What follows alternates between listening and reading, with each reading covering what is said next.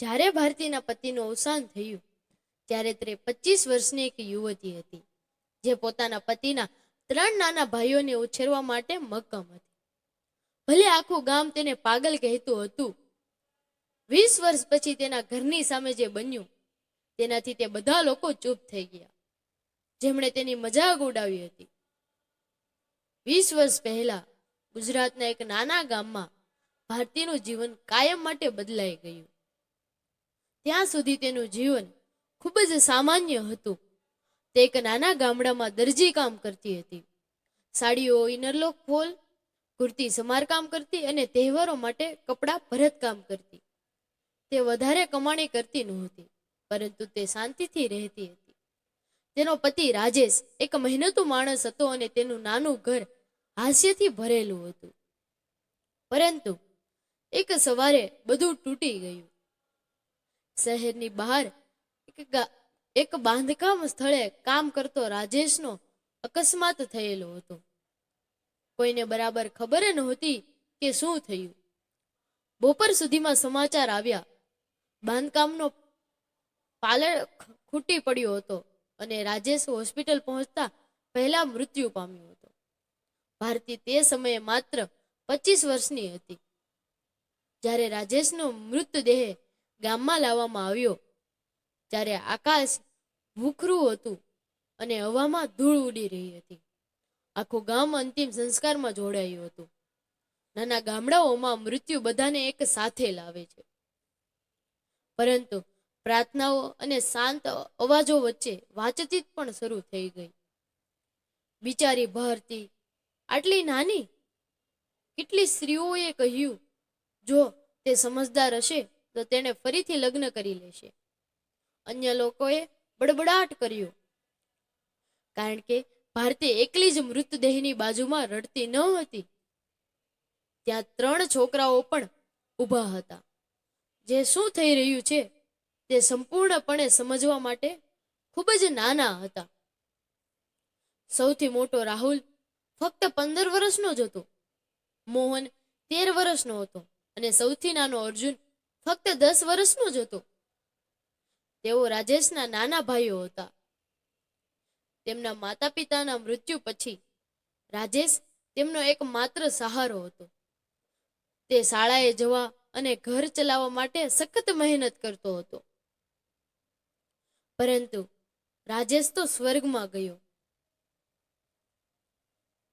અંતિમ સંસ્કાર દરમિયાન કેટલાક સંબંધીઓ ભારતી પાસે આવ્યા. રાજેશના કાકા રમેશ સૌ પ્રથમ બોલ્યા, ભારતી, મારી વાત ધ્યાનથી સાંભળ.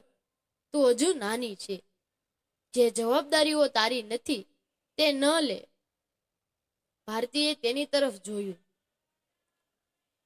તારો શું મતલબ છે કાકા? તેણે ઊંડો શ્વાસ લીધો. હું આ છોકરાઓ વિશે વાત કરી રહ્યો છું. તેઓ તારા બાળકો નથી. તારી તેમના માટે કોઈ જવાબદારી નથી. નજીકમાં ઉભેલી એક સ્ત્રીએ કઠોરતાથી કહ્યું, 3 છોકરાઓને ઉછેરવાથી તું તારું જીવન બરબાદ કરીશ. આ શબ્દો પથ્થરની જેમ પડ્યા. બીજા કોઈએ કહ્યું, ગામ છોડી દે દીકરી, એક સારા માણસ સાથે લગ્ન કર અને નવું જીવન શરૂ કર. ભારતીએ તે ખૂણા તરફ જોયું. ત્યાં 3 છોકરાઓ બેઠા હતા. રાહુલે માથું નમાવીને બેઠો હતો. મોહન નાના અર્જુનને દિલાસો આપી રહ્યો હતો, જે સતત રડી રહ્યો હતો. તે જ ક્ષણે ભારતીને કંઈક સમજાયું. જો તે જતી રહે તો આ 3 એકલા પડી જશે. તેણીએ વટ સંતાડીને મક્કમ અવાજમાં કહ્યું. બધા ચોંકી ગયા. જો તમે તેમને મદદ કરવા માંગતા ન હો તો ઠીક છે, પણ હું તેમને છોડીશ નહીં. ઓરડો શાંત થઈ ગયો.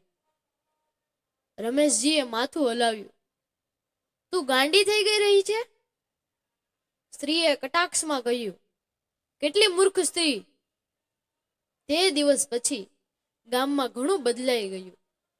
લોકો વાત કરવા લાગ્યા. દુકાનોમાં, મંદિરમાં, ગામના ચોકમાં ભારતી પાગલ થઈ ગઈ છે. તે આ છોકરાઓને ઘર લેવા ખાતર રાખી રહી છે. જ્યારે તેઓ મોટા થશે ત્યારે છોકરાઓ જ તેને છોડી દેશે. પણ ભારતી ક્યારેય જવાબ આપતી નહીં. દરરોજ સવારે તે સૂર્યોદય પહેલા જાગી જતી, છોકરાઓ માટે ખાવાનું બનાવતી, પછી તે દરજી કામ માટે દુકાને જતી. કલાકો સુધી સતત કામ કરતી. સાડીઓ, સ્કૂલ યુનિફોર્મ, પડદા, ગમે તે કામ તેને મળતું. તે રાત્રે ઘરે પાછી આવતી અને બાળકોને અભ્યાસમાં મદદ કરતી. સમય વીતતો ગયો. વર્ષો શાંતિથી પસાર થતા ગયા. રાહુલ પહેલા મોટો થયો, સ્માર્ટ અને બુદ્ધિશાળી. તે નાની નાની નોકરીઓ કરતો, વસ્તુઓ વેચતો અને સાયકલ રિપેર કરતો. મોહન શાંત હતો, હંમેશા પુસ્તકોમાં ડૂબેલો રહેતો. તેના શિક્ષકો કહેતા કે તે ગામનો સૌથી હોશિયાર વિદ્યાર્થી છે. અને અર્જુન, તે સૌથી સંવેદનશીલ હતો. બાળપણથી જ તેણે કહ્યું હતું તે ડોક્ટર બનશે, જેથી તે ગામના ગરીબોને મદદ કરી શકશે. પરંતુ સપનાની કિંમત હોય છે અને તે સસ્તા નથી હોતા. મોહનના શિક્ષણ માટે ભારતીએ લોન લીધી. રાહુલને કામ શીખવવા તેણે તેના ઘરેણાં વેચી દીધા.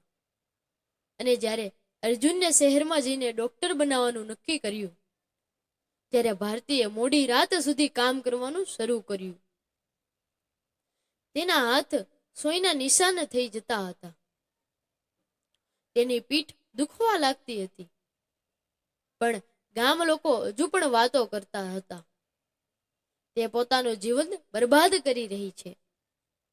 તે એકલી પડી જશે, પછી તેને પછતાવો થશે. પણ ભારતીએ ક્યારેય ફરિયાદ કરી નહીં. કારણ કે જ્યારે પણ તે છોકરામાંથી કોઈ એક આગળ વધશે, ત્યારે તેને લાગતું હતું કે ક્યાંક ને ક્યાંક રાજેશને તેમના પર ગર્વ થશે. અંતે એક દિવસ ત્રણેય છોકરાઓ ગામ છોડીને ગયા. પહેલા રાહુલ ગયો, પછી મોહન અને અંતે અર્જુન. તેઓએ વચન આપ્યું, તેઓ પાછા આવશે, તેઓ પત્ર લખશે, તેઓ તેને ક્યારેય નહીં ભૂલશે. પરંતુ જેમ જેમ મહિનાઓ વીતતા ગયા અને પછી વર્ષો, પત્રો ધીમે ધીમે ઓછા થતા ગયા.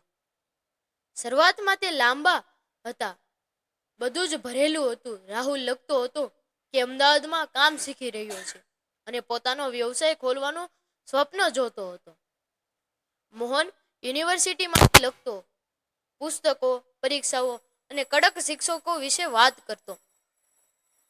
અર્જુન વાંકાચૂકા અક્ષરોમાં કાગળો મોકલતો, કહેતો કે તબીબી અભ્યાસ ખૂબ જ મુશ્કેલ છે, પરંતુ એક દિવસ તે ગામમાં પાછો આવશે અને એવા લોકોની સારવાર કરશે જેમને ડોક્ટરનો ખર્ચ પોસાય તેમ નથી. પછી પત્રો ટૂંકા થતા ગયા. પછી તેઓ ફક્ત ખાસ પ્રસંગોએ જ આવતા અને અંતે લાંબી મૌન છવાઈ ગઈ. ભારતીએ ક્યારેય તેની ફરિયાદ કરી નહીં. જ્યારે પણ ગામમાં કોઈ તેને આનાથી દુઃખ પહોંચાડવાનો પ્રયાસ કરતું, ત્યારે તે થોડી ઉદાસથી હસતી અને સીવણ ચાલુ રાખતી. જુઓ, એક સ્ત્રી જે મોટી થતી પણ એટલી જ તીક્ષ્ણ જીભ ધરાવતી હતી, કહેતી, તારું બધું જ બલિદાન વ્યર્થ ગયું. છોકરાઓ પોતાનું જીવન જીવી રહ્યા છે. ગામડાના ચોકમાં રહેતી સ્ત્રીઓ કહેતી, તેઓને તું યાદ પણ નથી. ભારતી સાંભળતી, આંખો નીચી કરતી અને ટોપલી લઈને આગળ વધતી. સમય તેના શરીર પર પણ પોતાનો પ્રભાવ પાડી ચૂક્યો હતો. તેના વાળ ચાંદીના થઈ ગયા હતા. તેના હાથ, જે એક સમયે ઝડપી અને મજબૂત હતા, હવે સોય પર હોતી વખતે પણ થોડા ધ્રુજતા હતા. તેની આંખો હવે પહેલી જેવી ન રહી હતી અને રાત્રે તેને કાપડને દીવા પાસે લઈ જવાની તપાસ કરવી પડતી હતી. છતાં તેણે કામ કરવાનું બંધ ન કર્યું. તેનું ઘર, તેની સાથે જૂનું થઈ ગયું હતું. દિવાલો પરનો રંગ છૂટી ગયો હતો. વરસાદ દરમિયાન છત ટપકતી હતી. દર વખતે દરવાજો ખુલતા જ ધ્રુજતો હતો, પરંતુ બધું સ્વચ્છ, સુશોભિત અને આદરણીય હતું.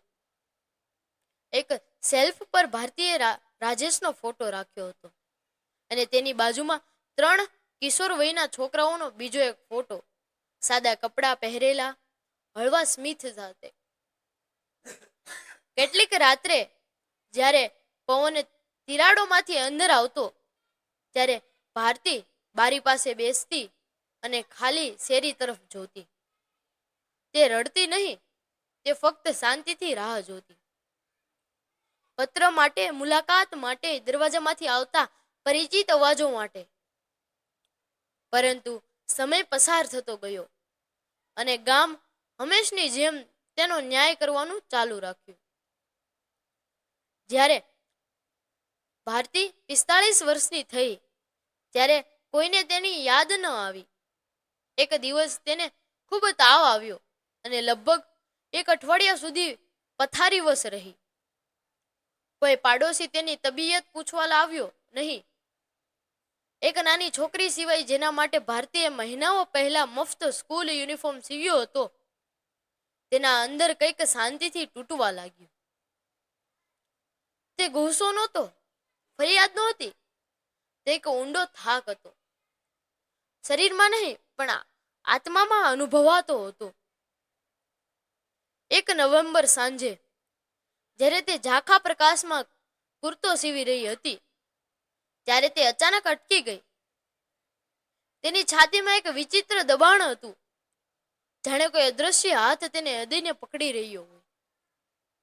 તે ધીમે ધીમે ઊભી થઈ, પાણી ભરવા ગઈ અને રાજેશ જતા જતા તેના ફોટા પર જોયું. બસ થઈ ગયું રાજેશ, તેણીએ હળવા સ્મિત સાથે કહ્યું. કદાચ મેં મારાથી બનતું બધું કર્યું છે. તેણીએ તે રાત્રે ખાધું નહીં. તે વહેલા સૂઈ ગઈ. બહાર ઝાડની ડાળીઓ પવનમાં લહેરાતી હતી, જાણે કોઈ બડબડાટ કરી રહ્યું હોય. બીજા દિવસે સવારે ગામ એક વિચિત્ર અવાજથી જાગી ઉઠ્યું. એન્જિનનો અવાજ. તે સામાન્ય નહોતું. ગામમાં સામાન્ય રીતે કુકડાઓના બોલ, કૂતરાઓના રડવાનો અવાજ અથવા જૂની ગાડીઓનો હળવો ગડગડાટ સંભળાતો હતો. પરંતુ તે દિવસે અવાજ અલગ હતો, ઊંડો, શક્તિશાળી.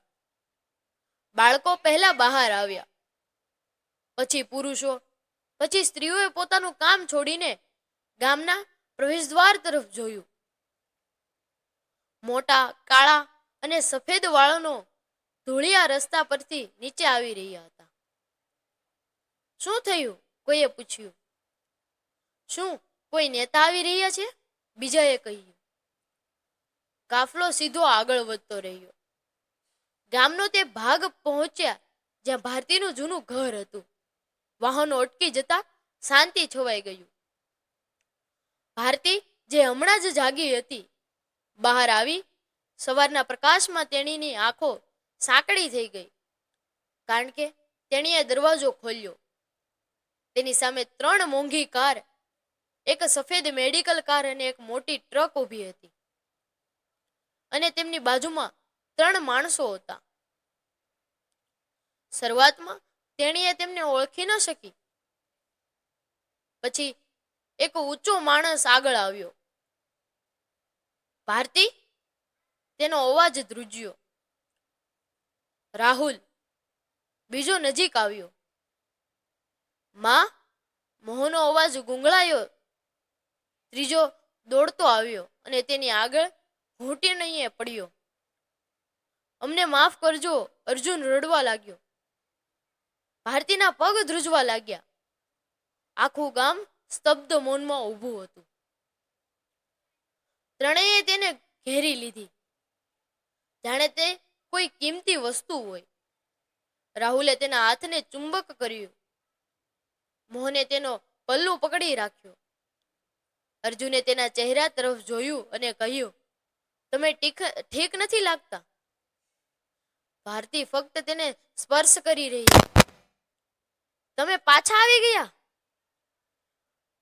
અમે હંમેશા પાછા આવવાના હતા, મોહને કહ્યું. અમે બસ યોગ્ય સમયની રાહ જોઈ રહ્યા હતા, રાહુલે કહ્યું. પછી અચાનક બધું બદલાઈ ગયું. ટ્રકમાંથી સામાન ઉતરવામાં આવ્યો.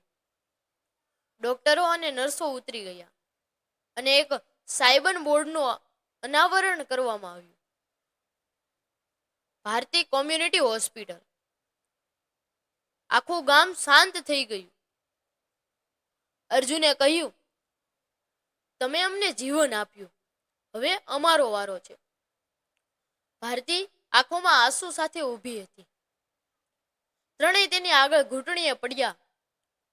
હવે તમે ક્યારેય એકલા નહીં રહેશો. ભારતીએ ગામ તરફ જોયું અને શાંત સ્વરે કહ્યું, મેં મારું જીવન ગુમાવ્યું નથી, મેં તેને વાવ્યું છે. તે દિવસથી બધું બદલાઈ ગયું. ઘર ફરી ભરાઈ ગયું, અવાજોથી, હાસ્યથી, જીવનથી. પહેલાની જેમ પણ આ વખતે તે પરત ફરવાનું હતું. અને તે દિવસ પછી ગામ હવે પહેલા જેવું રહ્યું નહીં. જ્યાં કાનાફૂસી હતી ત્યાં હવે આદર હતો. જ્યાં ટોણા હતા ત્યાં હવે મૌન હતું. એક મૌન જે પસ્તાવો છુપાવતું હતું. ભારતીના ઘરની બહાર દિવસ રાત કામ ચાલુ રહ્યું. કામદારોએ જૂનું ઘર તોડી નાખ્યું અને નવો પાયો નાખવાનું શરૂ કર્યું. મજબૂત દિવાલો ઊભી કરવામાં આવી, નવી છત નાખવામાં આવી, બારીઓ.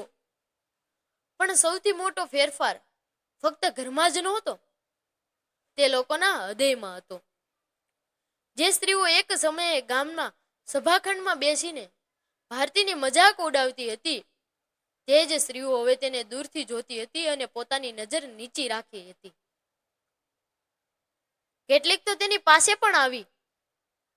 ભારતી, અમે શું કહ્યું? એકે ખચકાટ સાથે શરૂઆત કરી. ભારતીએ તેને હળવા સ્મિત સાથે અટકાવી. ભૂતકાળને છોડી દો, તેને ધીમેથી કહ્યું. જીવન ખૂબ ટૂંકું છે. તેના અવાજમાં કોઈ ફરિયાદ કે ઘમંડ નહોતો, ફક્ત શાંતિ હતી. અને તે શાંતિ સૌથી વધુ ભારે હતી. થોડા મહિનામાં ગામની નજીક એક નાનું ક્લિનિક બનાવવામાં આવ્યું. સફેદ દિવાલો, સ્વચ્છ પલંગ, દવાનું કેબિનેટ અને દરવાજા ઉપર એ જ નામ, ભારતી કોમ્યુનિટી હોસ્પિટલ. પહેલા દિવસે આખું ગામ ત્યાં એકઠું થયું. આ વખતે કૃતજ્ઞતા વ્યક્ત કરવા માટે. સફેદ કોટ પહેરેલો અર્જુન દર્દીઓની સંભાળ રાખી રહ્યો હતો. મોહન કાગળ કામ અને વ્યવસ્થા સંભાળી રહ્યો હતો. રાહુલ બાંધકામ અને વિસ્તરણ યોજનાઓ પર કામ કરી રહ્યો હતો. અને ભારતી તે દરવાજા પાસે ખુરશી પર બેઠી હતી, શાંત, હસતી, જાણે તેને હવે કોઈ ઉતાવળ ન હોય. એક વૃદ્ધ માણસ તેની પાસે આવ્યો. હાથ જોડીને કહ્યું, વહુ, અમે તમને ક્યારેય સમજી શક્યા નહીં. ભારતીએ તેની તરફ જોયું અને ધીમેથી કહ્યું, હવે અમે સમજી ગયા, બસ. તે દિવસે પહેલી વાર ગામમાં તેણીને તેના નામથી બોલાવવામાં આવી ન હતી. બધાય તેને એક જ નામથી બોલાવતી, માં. સાંજે જ્યારે સૂર્ય આથમી રહ્યો હતો અને આકાશ આછું નારંગી થઈ રહ્યું હતું, ત્યારે ભારતીએ તેના 3 પુત્રોને નજીક બોલાવ્યા. શું તમે બધા હવે અહીં જ રહેશો? તેણીએ પૂછ્યું. રાહુલ હસ્યો. તમે જ્યાં પણ હો તે આપણું ઘર છે. મોહને ધીમેથી કહ્યું, હવે આપણે ક્યાંય જવાના નથી. અર્જુને તેનો હાથ પકડ્યો. હવે અમારો વારો છે તમારી સંભાળ રાખવાનો. ભારતીની આંખોમાંથી આંસુ આવી ગયા. પણ આ વખતે આંસુ પીડાના નહોતા, રાહતના હતા. તેણીએ આકાશ તરફ જોયું, જાણે શાંતિથી કોઈને કહી રહી હોય, જુઓ, અમે તે કર્યું. અને કદાચ ક્યાંક દૂર રાજેશ ખરેખર હસતો હતો. જો તમને વાર્તા ગમી હોય તો કૃપા કરીને લાઈક, કોમેન્ટ અને શેર અને ફોલો કરવાનું ભૂલતા નહીં.